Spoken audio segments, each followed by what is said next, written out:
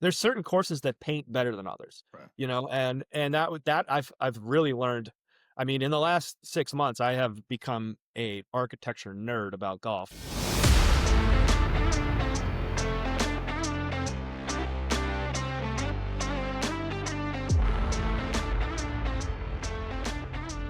Ladies and gentlemen, welcome to another story, another edition of the Whole Story Podcast. Robbie and Jonathan here. Jonathan, how we doing today? Once I got here, I'm doing great. It was the struggle bus to get this all set up and going. Internet's not a fun thing. That's all right, man. But it's not about us. It's not about how we No. get here. It's about the opportunities that we have to meet great people. Today, we were honored to meet Mark Rivard with Charcoal Golf Company and all the other things that he has going on. Just a great conversation, talented artist. I think everybody's going to love this story, what he's doing in the golf space now. But I think really what's cool is what he's doing for kids and education. And I admire someone like that who wants to give back and make a difference. And so it was a fun conversation. Yeah, another one of those, like whenever you start unraveling someone's story, just it was so interesting. And then if you're a golf nut, the artwork, like if you're listening to the podcast, just while you're listening, go ahead and open up and go find them on Instagram because even just the stuff on the background, if you want to go check it out on YouTube, I just kept getting lost in the background of all the stuff he had on the walls, thinking, golly, I'd love to have something like that on my wall. It'd be incredible. Yeah. He does great work, and we're excited to share this interview. And I know our buddy Josh Decker on his new podcast is going to be chatting with him very shortly as well. So, kind of a double dose on the Best Ball Network of charcoal golf. It's going to be a All lot of right. fun. A lot of fun. Well, cool. Well, today, like always, we are brought to you by our friends at Summit Golf Brands, Bead Ratty, Zero Restriction, Fairway and Green. If you use Best Ball 20 at any of their websites, you can get 20% off. They make incredible stuff, like new polo here we've got. It's looking good. And so, yeah, check those out. We appreciate Dan Drellinger, Billy Dratty, and all the folks there for their support. Also want to thank Western Birch. I had someone yesterday again say, hey, I need to get some Western Birch golf tees for our school golf team. What do I do? I said, man, go to westernbirch.com. You can easily customize it, put the school logo on there, the golf team logo. You can it's so easy to do it. Pick out the colors, and so they were doing that, ordering it. And if you use at Western Birch, if you use Best Ball and the shipping cart little promo thing, you can get a free gift with your order. So very thankful for those guys. It's so easy to recommend companies that you like, and really it's because of the people that make up those companies. So many thanks to those guys. But without any further ado, as always, it's time for another episode of the Whole Story Podcast and hear the story of charcoal golf. Y'all enjoy.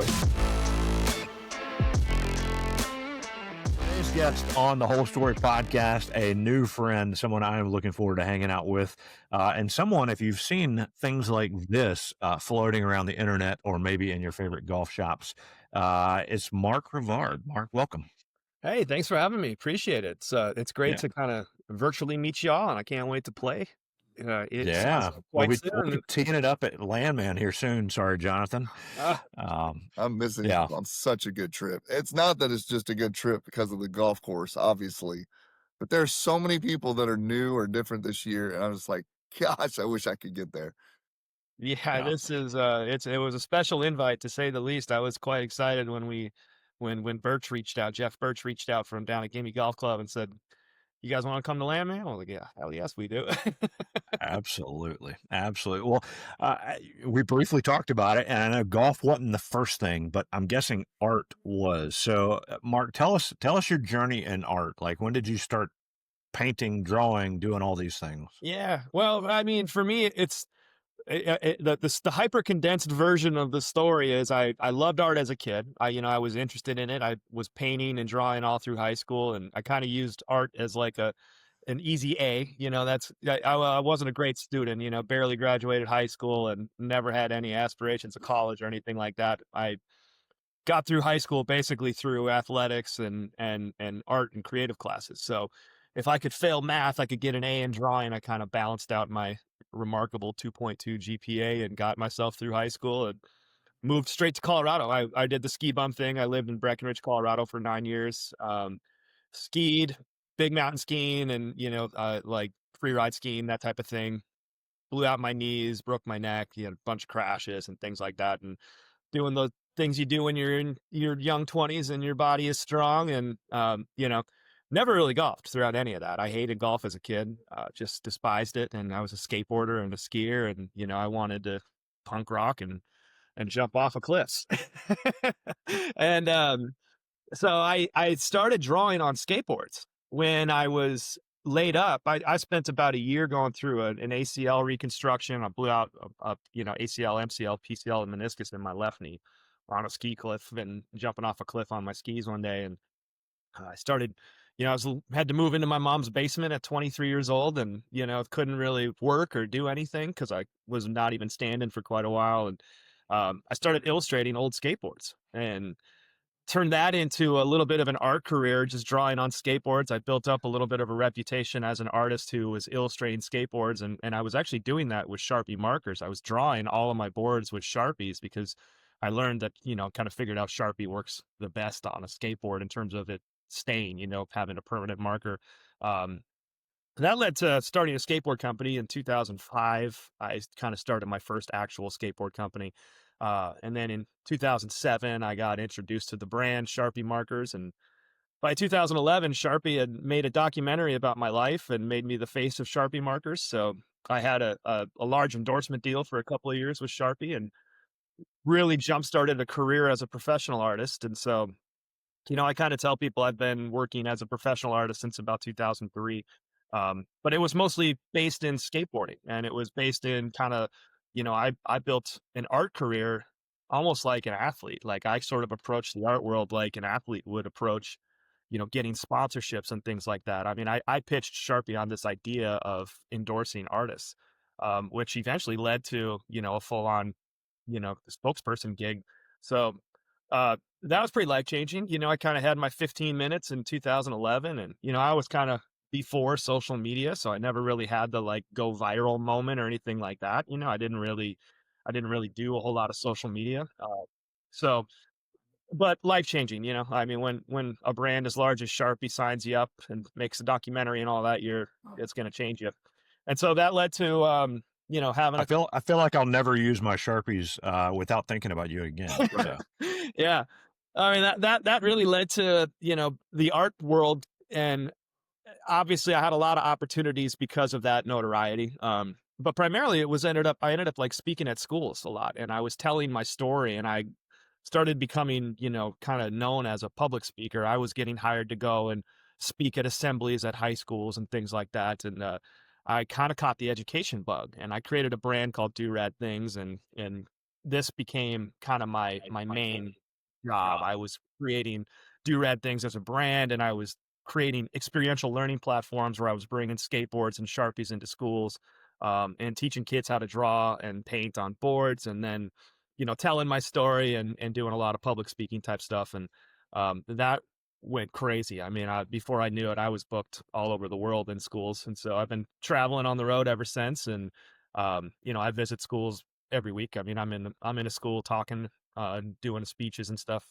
almost daily. So, that led to an art career, and having a unique schedule like that. I found myself traveling all over the world. Like the Air Force became my largest client. I sold the Air Force a skateboard art program, in 2016, and they put me on tour. And 9 years later, I've visited 138 Air Force bases around the world. And, it's interesting to tie golf into all of that. I was on the road traveling, I was a one-man tour, and everywhere I go, I kind of like around probably like 28, 29, when I was still in Colorado, I started playing Breckenridge Golf Club just with my friends. We would go out there and, we had friends in the summertime, little ski bum kids that would be working the cart shack or whatever, and they'd like let us sneak out at sunset and go play a few holes. And I started to like it. Like, and I hated golf as a kid. I mean, just I couldn't stand golf. I thought it was the most pretentious douchey thing you could do. And you know, and then all of a sudden I'm out there with my buddies and we're sneaking around like, don't tell anyone, but we kind of like this. This is fun. And you know, and you know, before I knew it, all of a sudden I'm like traveling and I was kind of nerding out on golf and I was playing a lot. My friends were getting into it and you know, it was easier on the body. I wasn't, you know, getting hurt playing golf, so it was something I could do. And before I knew it, I was on the road and I was looking up golf courses and I'd go rent clubs and play and you know, a pretty remarkable experience like as I was pretty lucky. I got to play a lot of really cool courses based on my travels and stuff like that. So Do caught you the ever bug. do you ever feel like your 14-year-old self would want to kick your butt right now because you're like a corporate sellout man who loves golf too? It's fun, you know, it is cool to see like there's so many people like in the skateboard world and stuff that now are golfing and Yeah. are public about their love for golf and I don't care anymore. You know, I'm all in. I'm a golfer like 100%, you know, and so it is cool to see and the parallels are unbelievable. You know, like all of the sports that I wanted to do, like skiing, snowboarding, surfing, skateboarding, they're all about reading landscape. It's all about like transforming the environment around you and then finding a creative way to utilize that environment and then getting good at it and honing a skill based on that sort of creative way of understanding the world that's happening around you. I mean, when you surf, you're looking at a wave and you're trying to draw the best line through that wave, or when you're skiing and you're looking at a peak, you're looking at the most creative and unique, stylish way to get down. The same thing on a golf course. I mean, we're all creatively trying to execute the best way through this natural landscape. It's an incredible parallel, and that's what really hooked me when I started golfing. This wasn't the score or anything like that. It, you know, certainly wasn't the brands or the clothing or anything like that. You know, it was this is really, really, really a lot like what I do as a skier or what we're doing when we're skating downtown, you know. And I was hooked. And just Seems like like skis and skating, trees are a problem in golf. Yeah, yeah. yeah, exactly. Yep.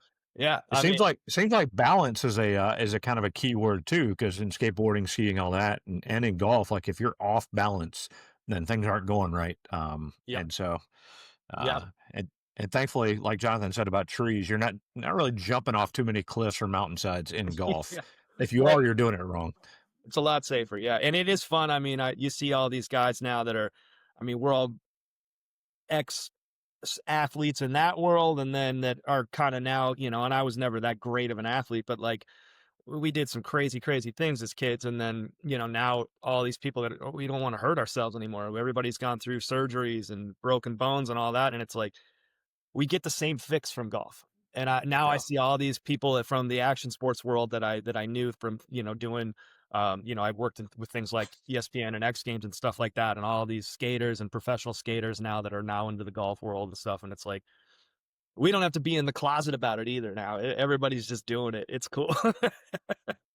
You mentioned that you're going to schools, that you were doing tours with Sharpie and stuff like that.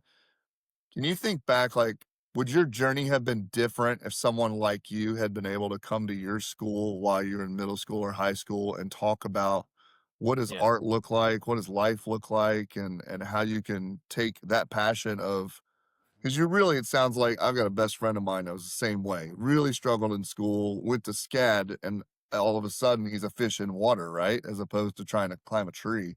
So can you Yeah. think through, like, how would your journey have been different if you had had that sort of message in your space whenever you were a kid? Yeah. I don't know. I think well, the one thing I was never you know, I graduated high school in 2000. I was born in 81. So I was in school in the 90s. You know, elementary school in the 80s and that sort of thing and like we didn't get I, it wasn't art wasn't presented as this career. It wasn't this job you could do. You Right. know, you couldn't no one ever told me like you can grow up and be a painter. You can paint for a living. That didn't exist.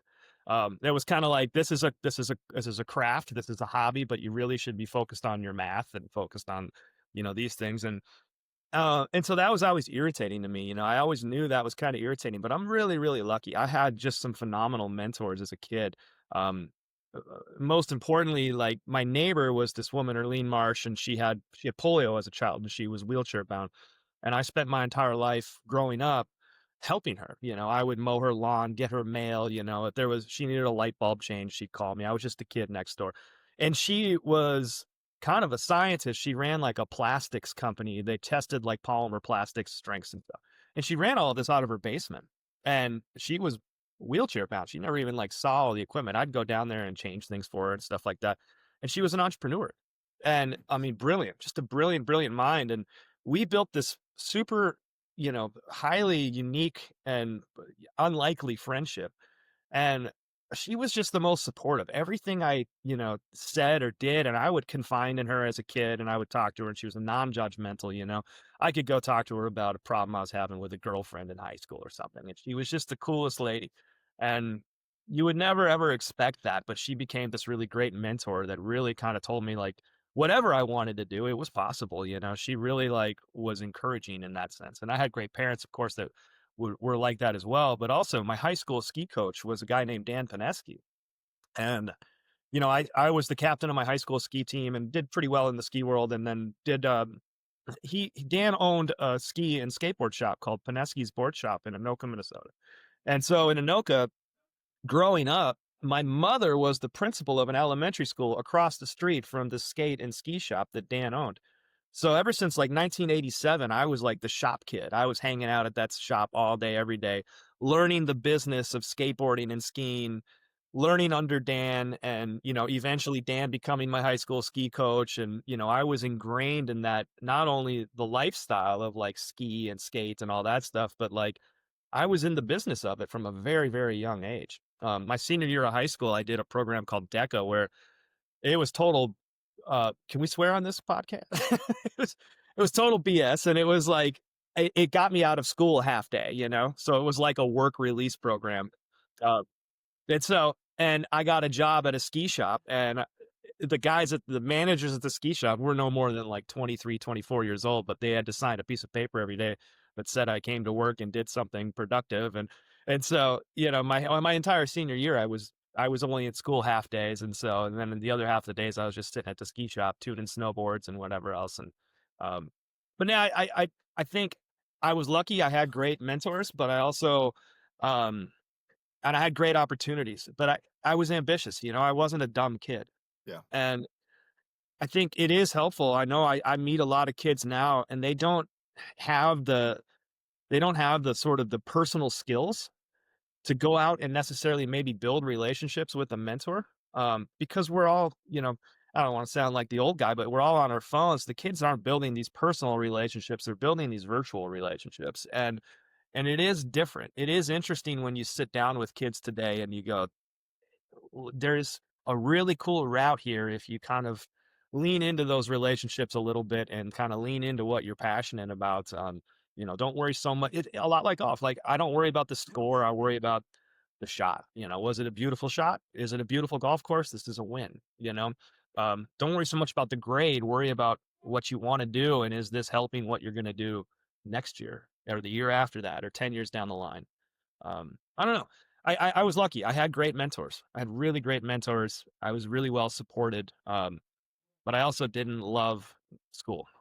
It was just, it was, it was like being a basketball player on the football field. Right.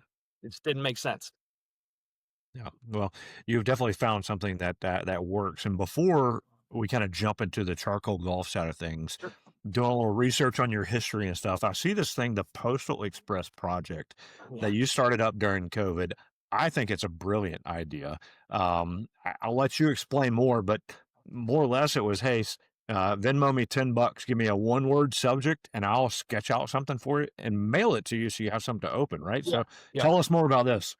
Yeah, Postal Express was COVID hits, right? And everybody's indoors for a couple of months or whatever it was. Every part of the country was a little bit different. In Minneapolis, we were pretty locked up. And so I was locked in my apartment, and my job is really at that time was traveling to schools. And, I was in the middle of an Air Force tour, and everything just hits pause. And my backup career, I mean, I spent 17 years as a bartender. So I was always like, if this all falls apart, every day I wake up wondering if today is the day it all falls apart for me, but so far so good. And my backup career as a bartender, all of a sudden, all the restaurants are closed. And I'm sitting there going, man, overnight, I lost all of my jobs. Like 7, 8 months worth of bookings canceled. And it's panic mode. You're sitting there like, what are we gonna do? And then I was sitting there one night, and at that time, I don't know about you all, but we would get on Zooms like in, you know, 8, 9 o'clock at night. Everyone's on the Zoom with a beer in their hand and chatting, and we'd be sitting there just trying to, go through it all together. And I was saying to my friends one night, there was some hoopla about like defunding the post office. And, this is a public service that I believe in. And so I was like, I'm going to support the post office. Anybody that Venmo me $10 in one word, and I'll draw you a quick sketch and mail it to you. And it was just this joke between friends. It started off really as a joke. And I posted it that night on my social media. And I woke up in the morning, I had like 60 requests. And I was like, oh boy, what did I do? And so it was like, the whole thing was, I'm not going to spend more than like a minute or two. It's $10. I was like, it's going to be a joke. Or I was mailing people recipes. I was like, you never knew what you were going to get in the mail. It was totally just whatever I was into at that day. I would mail people like, if I knew the person, really inappropriate things. And it was fun. We had a blast with it. I had a couple people get kind of mad at me, but they didn't understand. They didn't get the joke. Here's your $10 back. Here's your CBS potato. CBS did a news story on it as like a positive thing as a reaction to COVID or whatever. And when that news story aired, the next morning I had like 800 requests.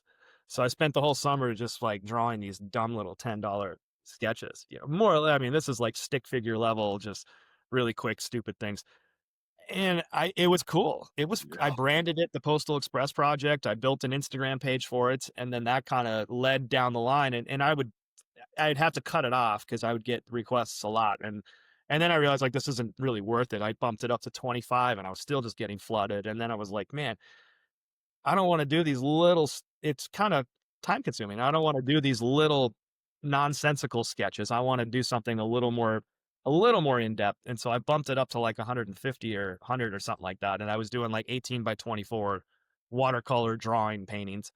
And I would only open it up for like a week or two at a time. Generally, like my slow months are like December, January. So like December 1st would roll around and I'd be like, Postal Express is open for the month. And, I'd probably paint 50, 60 paintings that month of like just real simple, I would always kind of tell people like, I'm not going to spend more than an hour on this.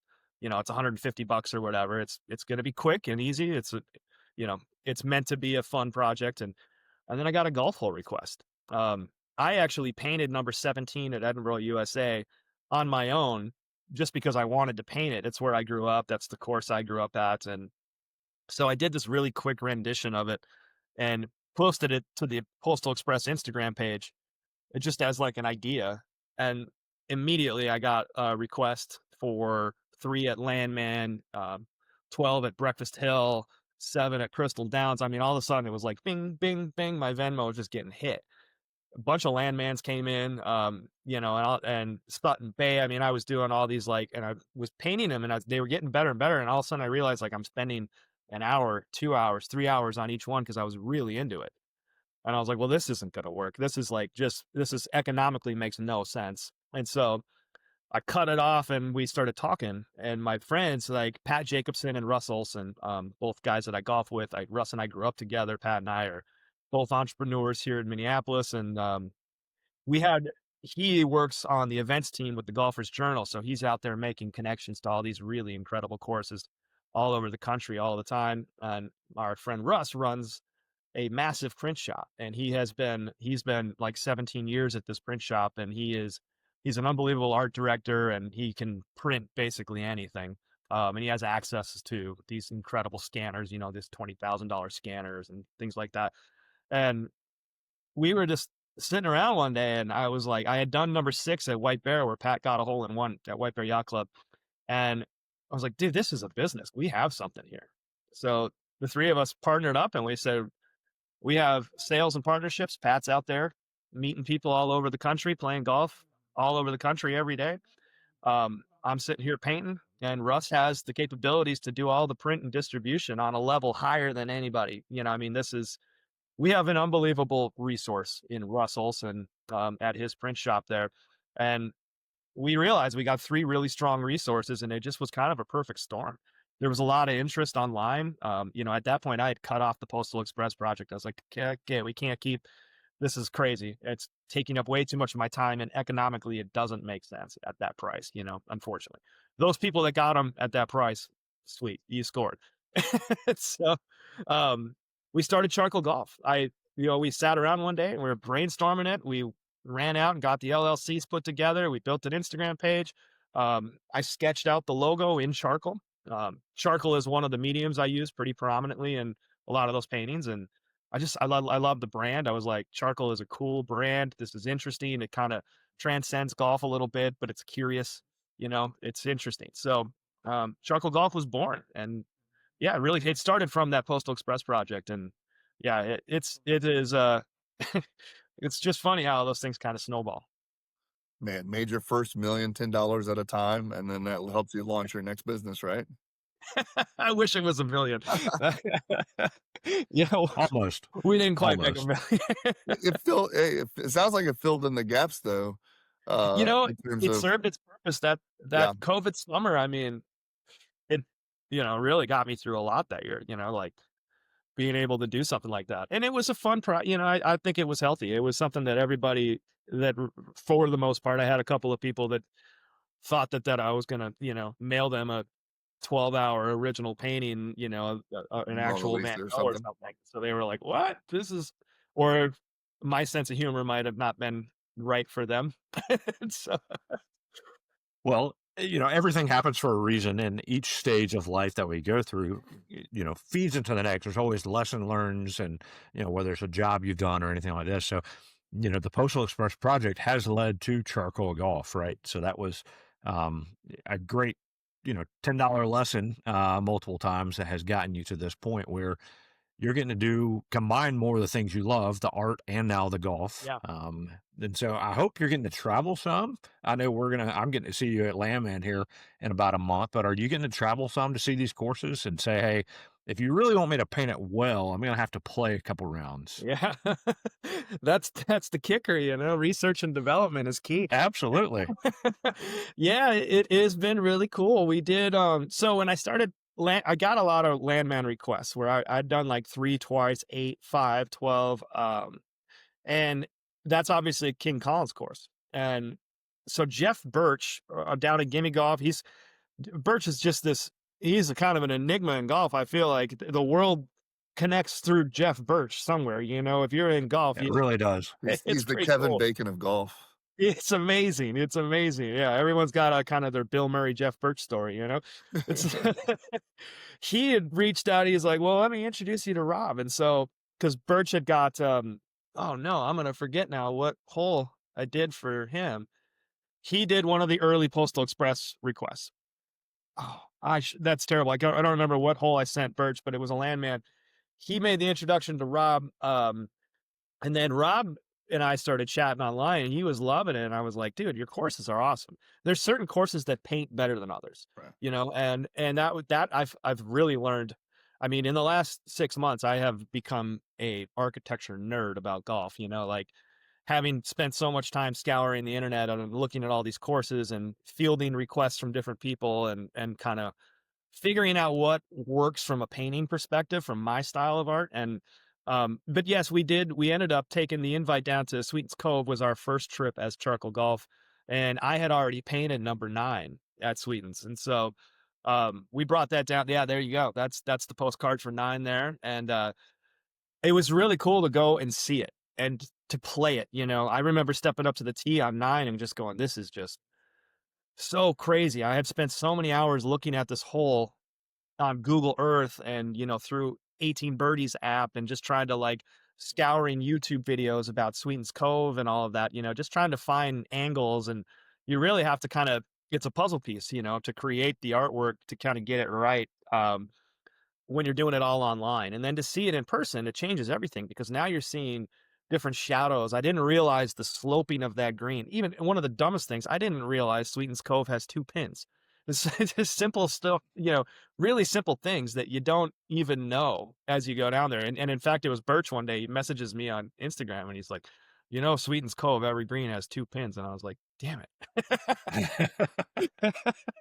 And so, yeah, we go down and we play it. And I was like, whoa, this is just wild. This is great. I can't wait to do this. And then one of the coolest ones was I got a request from a member at Prairie Dunes to do 10.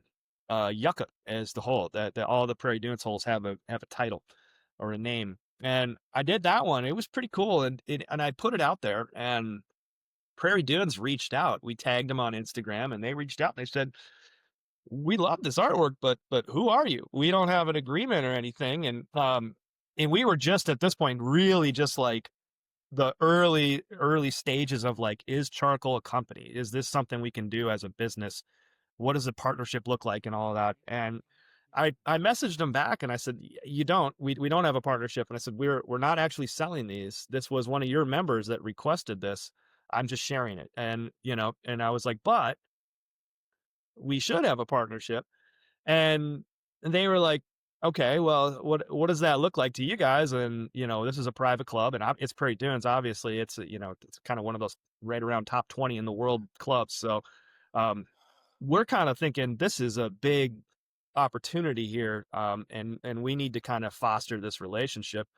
So I started chatting down there. It was Carissa Jackson who runs their social media and marketing down there. I started talking with Billy Boland and Thomas, the GM there. And we got on some Zooms, and I said, let me paint a hole for you. So I did the 12-13 turn. It's Briar Patch and Sumac at Prairie Dunes. And I was like, let us send you a print and kind of a package. We'll show you what we think we can do here.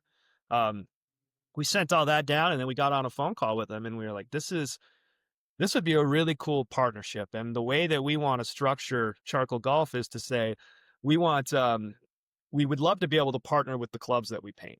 So if I'm going to paint the golf hole, I want to make it something where they're excited to work with us. We then, work into a partnership of, they're helping to promote what those print sales look like. And then also we're telling the story of that club and that hole. And so we did that. And Prairie Dunes came back and said, we like this, but we want to push it.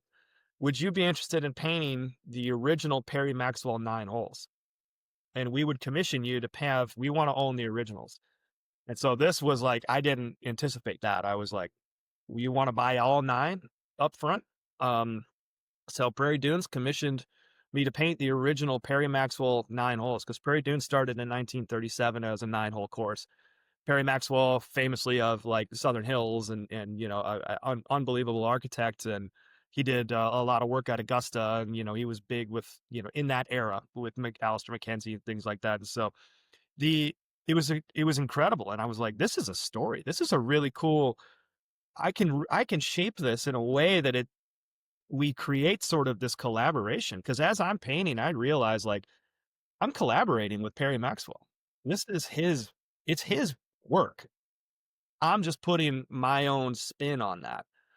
And then, I started to think through like all 9 of these paintings are going to live forever in the halls. They're going in the entrance. That when you enter Prairie Dunes Country Club, it's going to be a gallery of 9 of my paintings.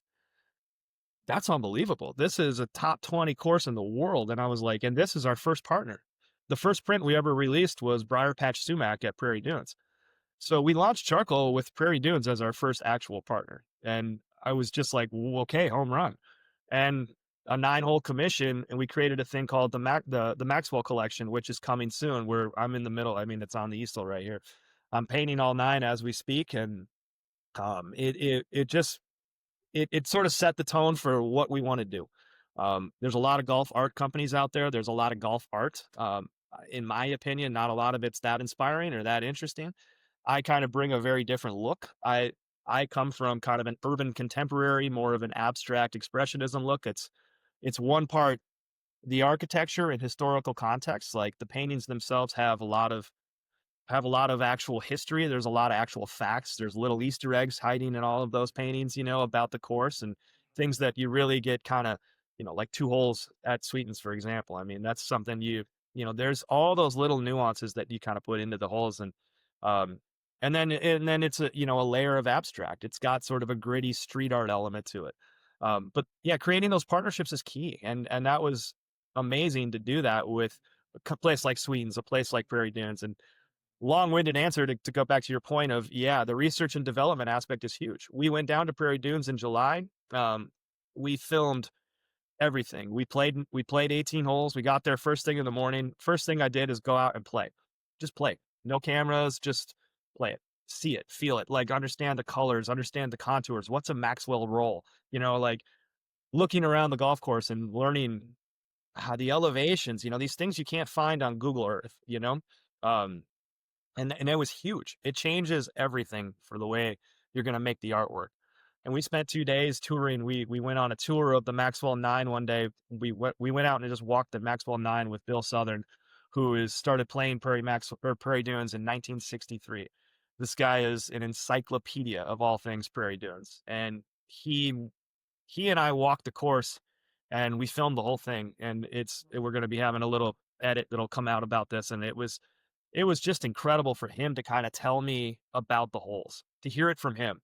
And then, hear this history from somebody who's been there since 1963. And, I was asking him like, well, where do you like the pin? Like what's the story here? What happened here? And what does it look like in April versus October, and the colors. And Bill, as it turns out, Bill Southern is, he's a hobby artist himself. He paints himself. So he and I really got to have a different type of golf conversation. We talked art, and it was just incredibly special. Prairie Dunes hosted us for a few days down there, and the whole thing was just building the research and development for what will become the Maxwell collection. And seeing Sweetens Coves, seeing Prairie Dunes, that aspect changes the paintings dramatically, and it's awesome, and no one's going to deny that that's a pretty cool perk, but it is really, really helpful to be able to go and play and see these things. And, if it sounds corny, it sounds very Bob Rossi, but, feel the grass, you know what I mean? It makes a difference. Yeah. Well, when you come to Landmand, you're going to want to bring a big canvas because it's as many describe, a vast piece of property. I mean, 600 acres, right? Like Yeah. number 17, 34,000 square foot green. I mean, Yeah. Well, yeah. that's interesting because if you look behind me here, this is two of the original Landmands. I got 16 and 18 hanging here. And the first charcoal golf painting started off on 18 by 24 watercolor papers. And then I bumped it up. I found this really nice, like Italian cold stone paper that I was a 22 by 30. So it's a larger canvas. And I started to realize, like, I want to get more detail in there. And even that is great, like at that size. But as I thought about Landman, I was like, it's just big. Or the essence I get from Landman is just big. You watch every YouTube video. I mean, I've consumed all of the Landman content, and the message across the board, the undertone of all of it is this scope. When you're standing up there, I don't know what tee box this is. I can't remember off the top of my head, but like when you can see 3 states or whatever, and the vibe is big, big, big. And so I bumped up the Landman paintings, so they're now on 26 by 40s. So these paintings here, these are 26 by 40. And the whole point of that is to try to capture the scale, the size. I want the originals to really feel huge, and eventually my goal is to paint all 18 and eventually have all 18 somewhere. I want to exhibit all of them at some point, together, where you see the entire course together. They'll be at Will's house. Yeah, it won't fit up top. It'd be cool to do it. I mean, that's a project where, I've been sending out feelers trying to find at some point when we have a big enough library, I would love to put all of the originals in one location and go, wow, this is cool. To be able to see all of them hanging together and, just, I think the golf world would really have a fun time doing something like that, being able to nerd out on a lot of those courses. I am buying a lottery ticket because we're going to make that happen. That would be That'd be awesome. great. Yeah, I mean, I think it should be like an after party at the PGA show or something. Find a gallery in Orlando, or maybe it's I don't know. So I live in Augusta, and there's an old firehouse. Oh, like on Central Avenue, 2-story, like historic type place. I'm like, and my wife and I were just at an art thing, and I was like, you know how much fun it would be to like buy that. I was thinking of tax advantages, to be honest. I was like, if I bought that and set it up as a nonprofit, and then I could donate my artwork to that firehouse. But can you imagine the week of the Masters to bring in like not just you, but like all the really like golf artists and have those things hanging up and do like events and things like that? Oh man. And think about Prairie Dunes, like they got a deal, $10 for the first, right? It was $90 made for the 9 holes. I think I don't know if he wants me to say his name, but there was a member there that bought one, that requested one via Postal Express, and it was Prairie Dunes number 10, and it was $100. And so it's That's like, great. Very nice. Yeah. yeah, yeah. So Uh, obviously, I mean, it's got to feel like you almost got the hole in one on the very first shot whenever you bring in Prairie Dunes, right? So, what yeah, are some yeah. other courses, or are you going the route of courses, or do you feel like maybe there's more of a you talked about collaborating. Do you feel like there are designers that you feel like you want to collaborate with and Yeah. take their courses on?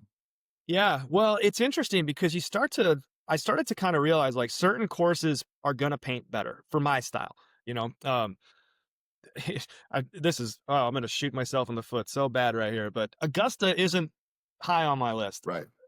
It's too perfect. Right. It's perfect. And I've been there. I went to the Masters in 2023, and obviously I wasn't painting golf courses at that time, but even just looking at how manicured it is, that level of manicure is it's almost counterintuitive to the way that I paint, you know? And I did start to realize like certain courses, certain architects, King Collins is a great example. Like having, the last 6 months or so, I have been, kind of regularly just talking to Rob about, showing Rob Collins, like, oh, I'm painting this, or, Sweden's so perfect to paint because it's like Sweden's Cove has this rough around the edges bunkering. The landscape is natural. Prairie Dunes is amazing. You have these dramatic color changes from the gunch to the fairways to the greens. The greens are perfect. They're perfect. They're some of the best greens in the world. And I love that. But then when you get just a bit off that rough and you start to see the way that Prairie Dunes has, the way that the Maxwells, both Perry and his son Press, their bunkers having like that back end slope where the yucca plants and all of that additional gunch that grows over, it's not manicured at all. It creates a really cool way to paint. Landmand, I think, is one of the coolest courses in the world to paint because Landmand has these crazy rolls. You're seeing all these different elevations, and that doesn't necessarily translate top down. I kind of paint topographically, and but that style and those dramatic bunkers, those dramatic lip on the bunker, that type of thing, Mhm. that really presents interesting and unique ways to kind of get messy with the artwork. And that's what I like about the artwork. That, like, in my opinion, one of the reasons the charcoal paintings are working so well and are getting such a curious interest from the public is because it's so different than what the golf world likes to present as this perfect, pristine, we're a little dirty, we're a little messy, it's a little bit gritty. And even in the logo, we keep it a little gritty and we want it to feel like this is the brushstroke. It's a hand painted thing, so yeah, King and Collins, I think, is an amazing. I always want to paint. I can't get enough painting, the King Collins courses. I love. I think I'll probably end up doing a lot of Perry Maxwell's courses in the future. Course, like a good example, and I apologize, I don't know who designed this course, but Rams Hill down in Southern California would be a great one. The way that they create the color differences in their bunkering and so on, I mean, and just the slopes and that desert vibe of it, I think that would paint really, really well. There's a lot. There's definitely a lot, and it would be cool, I think, eventually to start working with those architects in lockstep, to be able to say, hey, well, how about we do something, as your course is opening, or if there's a big event coming up, or, 25 years or something, we do a cool release around that. There's, from a marketing standpoint, it's endless. You can do so much. Well, I think it'd be interesting because your style, if you're an architect and you're listening to this, have you come out and have like a series of a whole of Yeah. the blank canvas, then the Yeah. dirt that's completely moved, and then just before it becomes ready, and then when it's ready. So you could literally see like from above Yeah. what did hole number two look like Yeah. before it became hole number two. Yep. Yeah. Yeah. That'd be really, I mean, I've been watching the progress with Bounty Club over in Right. Nashville. Whew, that's going Yeah. to be something to paint, I think. Yeah. Speaking of King Collins, yeah. Yeah. Well, I mean, if you come East Coast, you've got a lot of the Mike Strantz designs. Tobacco Road, obviously, is one that stands out. Yeah. The Pinehurst have that rustic look, that area. But yeah, and a lot of new courses in South Carolina, the old Oh man, Barnwell, Tree yeah. Farms, Broom's Hedge. I mean, Fruit Tree Farm, a hoopy would be oh incredible. yeah, Those are the courses where, and a lot of the Pinehurst stuff too, I think would work. But yeah, I'm more attracted to those courses that have that kind of that let the natural landscape be, versus like the absolutely perfectly manicured Augustas, which would yeah, be incredible. I mean, there is a way to make Augusta look really cool in my style, but it's so perfect. It's almost like sacrilegious to screw it up. yeah. Like it's like, but I think oh man, the dreams would be like, the Bandits, the Sand Valleys. I mean, those courses, those are incredible. The coastal stuff. I mean, I was just watching, Cypress Point and Oh yeah. Pebble. I mean, to get some of those coastal holes would be really really cool. I mean, it's endless. We have I looked it up. It's 38,864 golf courses in the world. We got a lot of content to work At with. $10 a Okay. hole, man. Yeah. Do you have any, do you have any designers or courses overseas that if you're like, man, if I could take a tour of this particular uh, architect and just follow that trail, if you will, are there Yeah, ones that you just sort of that's we talk about bucket list, you've got art bucket list, right? Like, do you have some yeah. that you're just wanting to get paint? I think a lot of the stuff in New Zealand would paint really well. Oh wow.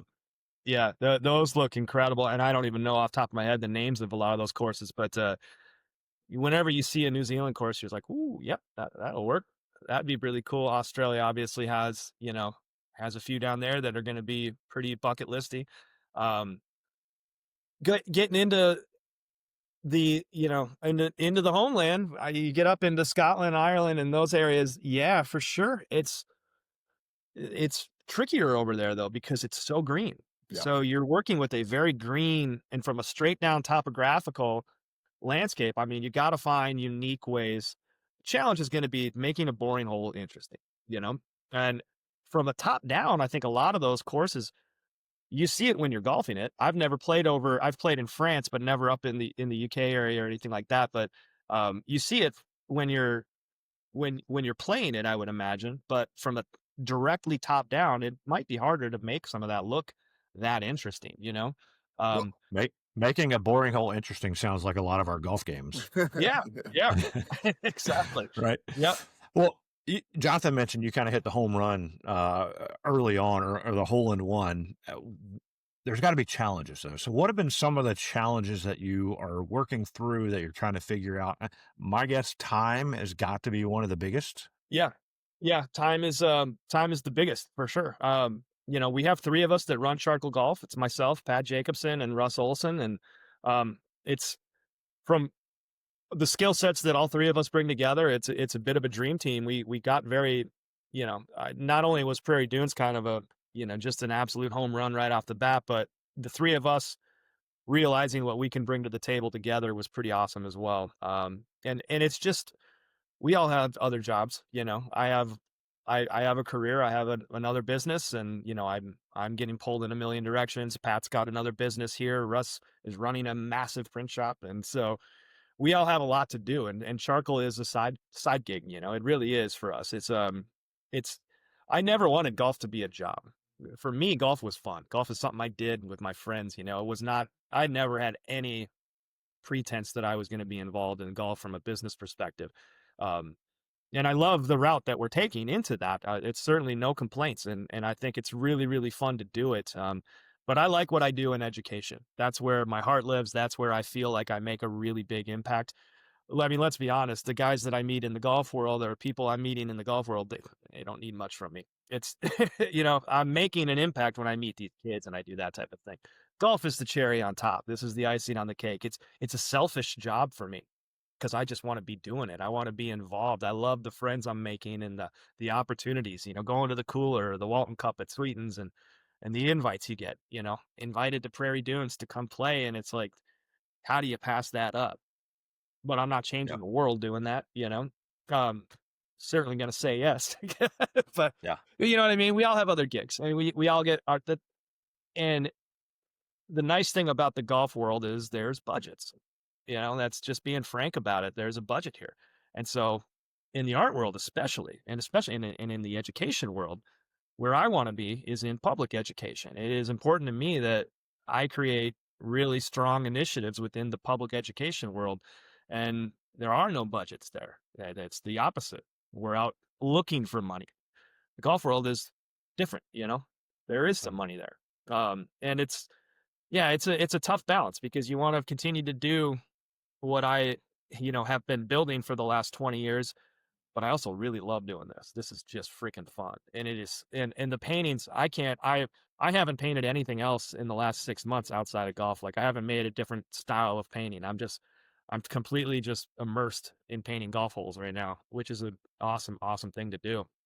But yeah, the challenges are time is the big one. I think we have a great brand. I think I love the brand Charcoal. I think we really kind of nailed that really, really well. It's different. It's not your traditional golfy kind of concept. And then figuring out for us, it's like figuring out what does a good partnership look like? How do we translate this into print sales? Really, the goal is to sell prints. Um, and then we're learning, none of us are web guys. I think our website is very basic. It's very simple, gets the job done right now, but we need to get better at that. And we realized as we went to Prairie Dunes, we went down there just to play, just to see it, make some notes. And we came back with a documentary. We really did. We met so many members. We had all these conversations, and I mean, Russ and I went down together, and we were driving home. We have that 10-hour drive home, and we drove off property that day, and I was just like, holy shit, this is so much bigger than just 9 paintings. We just got history. We recorded history, having Bill Southern on camera, for 4 hours talking to me about all the stories of the course and all that. I mean, it's Prairie Dunes history. And so that was really interesting. I think is for us as a company, to answer your question, like how do we kind of find how do we find that right balance in those partnerships where we're creating artwork that people are going to want to hang in their homes, and we're storytelling. We want to do more than just like, here's a painting of a golf hole. If you like that golf hole, you should buy it for it. We want to create stories and relationships on those. We haven't hit home runs every time. We've had a couple clubs pass. I went out on a limb and painted a few courses, and with the hopes that they would be like, yes, we love this. And to their credit, they just said, it's not our model. It's not our distribution model. And that's fine. That's A-okay.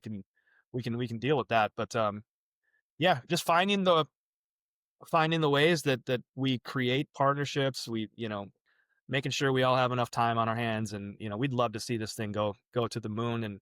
But we also, all of us, we want to play golf. We all have other lives. We want to keep it fun.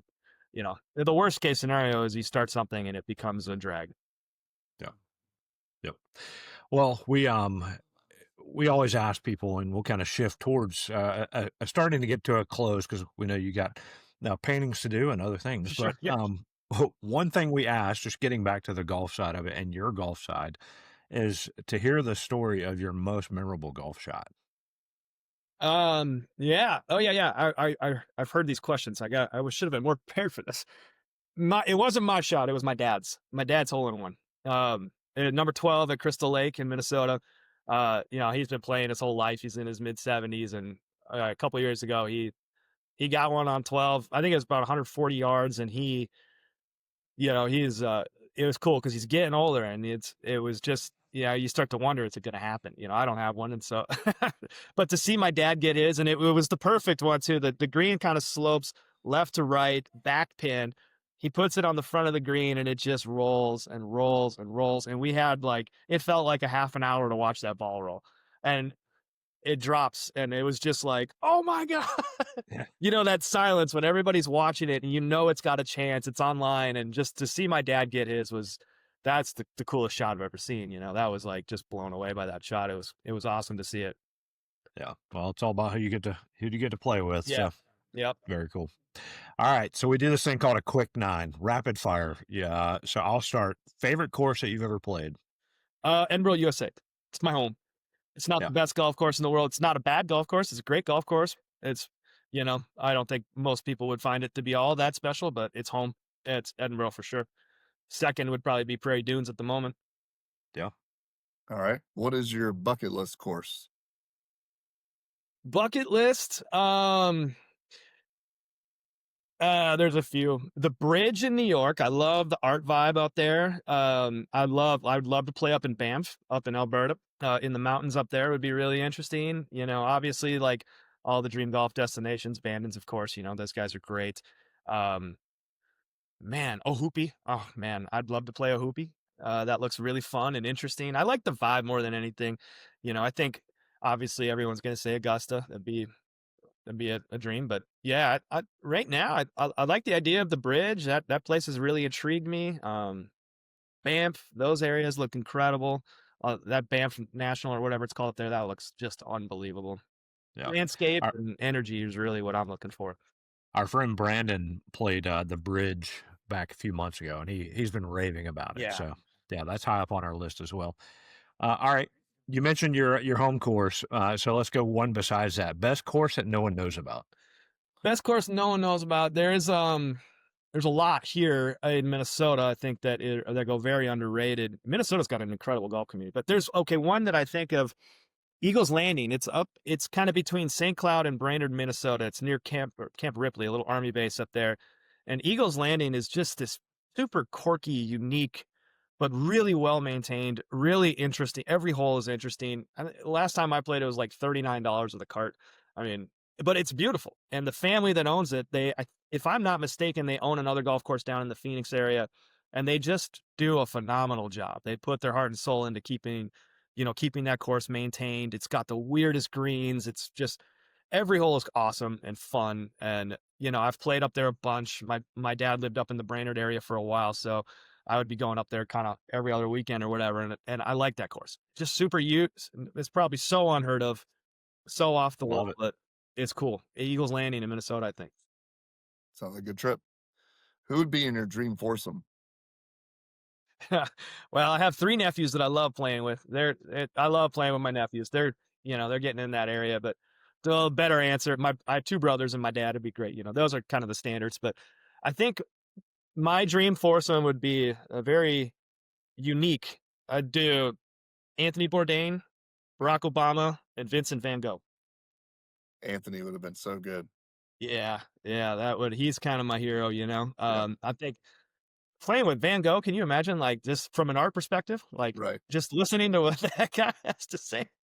He would see courses differently, that's for sure. Yeah, But absolutely. Do you think Bourdain would stop talking long enough for you to take a golf shot? I hope not.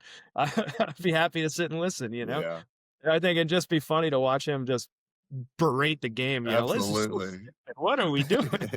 I thought you might slip a Tony Hawk in there or something like that. Yeah, Tony'd be interesting. Yep.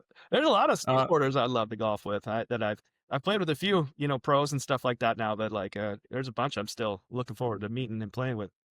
Yeah. All right. What's your walk-up song when you head to the first tee? Oh man. Notorious B.I.G. Juicy, I think would have to be it. I love it. It was all a dream. What is your favorite club in the bag? Doc, they all are horrible. No, I think today it's probably my 3-wood. Yeah, today 3-wood is my favorite club in the bag. All right. Yeah. That one's been working. All right. Favorite snack on the course? A hot dog at the turn and a beer for sure. Yeah, that's got to be it. Hot dog at the turn and a beer, or a taco up at the Sand Valley Shack there. That's a good one. Those dollar tacos. Yeah. Yep. Now I'm off to lunch. What is your favorite golf course logo? Well, I think Charcoal's got a decent one, but that's not a course logo. Man, you know, I like the simplicity of Sand Hills. That one is pretty interesting. The Sand Valley logos and just the way that branding is coming together down there is really cool. Sweetens Cove obviously has a million different logos, and they from a merchandising standpoint, second to none. But yeah, that the simplicity of, like, I like these courses like Sand Hills, for example, where it's just dirt road. It's not super obnoxious. You know, it's not magnolias. You know, it's like it is like you feel like you're going somewhere on an adventure. And then I think the logo kind of matches that to a degree. It's very simple. It's not pretentious. It's very easy. That logo is really, really cool. I like that one a lot. The yuccas at Prairie Dunes are awesome, and they kind of put that on the logo down there. So if the logo tells a good story, that's always a good sign. Absolutely. All right, final question. Finish the sentence. The best part of golf is. Uh, it's the game of it, being out on the course and reading the nature and the landscape and just the creativity of it, I think, obviously, the people you play with makes it all the better, but like I like anything that it makes you as an individual think and combines creativity with a little bit of skill, with a little bit of thought and some science. And, when you put all of those ingredients together, you're generally setting yourself up for a good time. It's going to be a good time. All right. Well, Mark, this has been great, man. Tell everybody where to find Charcoal Golf, find your stuff, and to buy a bunch of your things. Yeah, charcoalgolf.com is the website. It's always improving. It's always updating. We are not web designers, so we're we're just constantly trying to figure out how to create an online store. Charcoal Golf on Instagram. We pretty much just do Instagram right now. That's kind of the big one. We'll probably have a YouTube coming soon once we get some of this content that we're kind of, as we're doing research and development trips out to a lot of these courses, we're putting more and more content together on video. So Charcoal Golf on Instagram, charcoalgolf.com. You can get prints there, and stay tuned. The library is growing. It's building and building and building. Every day we're getting more and more out, and we've got launches coming left and right. Yeah, very nice. I'd love to see a time lapse video of you drawing out or painting out a golf course. I think that'd be really cool. And stay tuned. There's So one coming. stay tuned. I love it. I love it. We'll have links to all this stuff in the show notes. But Mark, thank you, man. Charcoal Golf's awesome. Excited about what you're doing, what you've been doing, especially for what you're doing in education, how you're teaching all these kids Yeah. that art is really cool. So Hey. thanks for doing that and for joining us today. Thanks so much for having me, guys. We really appreciate it, and great to talk to y'all, and I look forward to seeing you at the cooler. Absolutely. Well, for Mark and Jonathan, this is Robbie, and this has been another episode of the Whole Story Podcast.